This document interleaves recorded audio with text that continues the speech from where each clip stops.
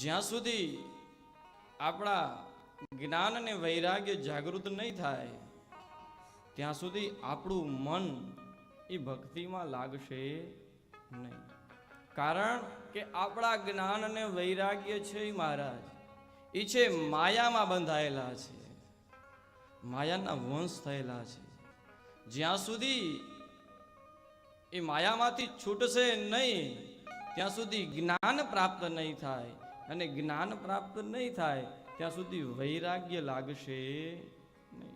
આજ બધા માયામાં ઘેરાયેલા છીએ. કહેવાય તો એક વાત યાદ આવે, એક ગામની અંદર એક સ્ત્રી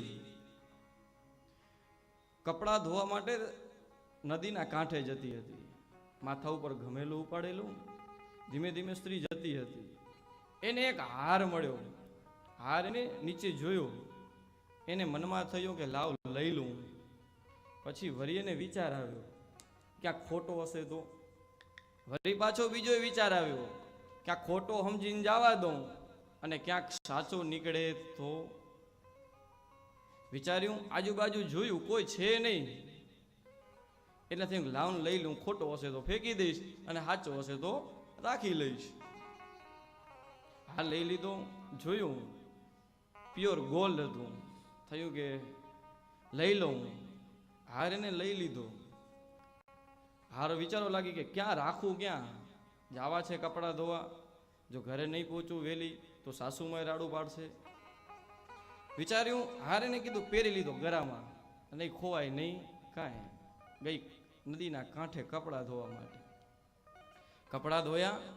એને થયું લાવ કે ડૂબકી મારી લઉં, નાહી લઉં હવે. અને નાવા બેઠી. નાઈને જ્યાં ડૂબકી મારી ત્યાં હાર હતો, હાર પાણીમાં તણાઈ ગયો.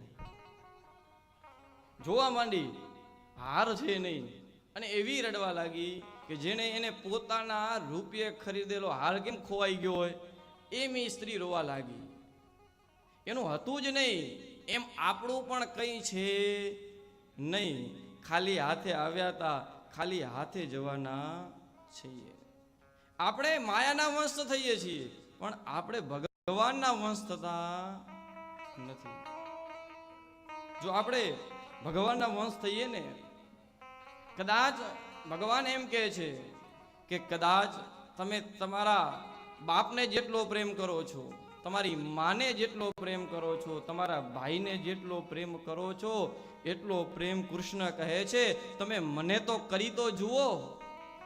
કદાચ તમને તમારો ભાઈ છોડી દેશે, તમારી માં કદાચ છોડીને જતી રહેશે, તમારો બાપ કદાચ તમને છોડીને જતો રહેશે, પણ હું તમને ક્યારે છોડીશ નહીં. તમે મારા વંશ તો થાઓ.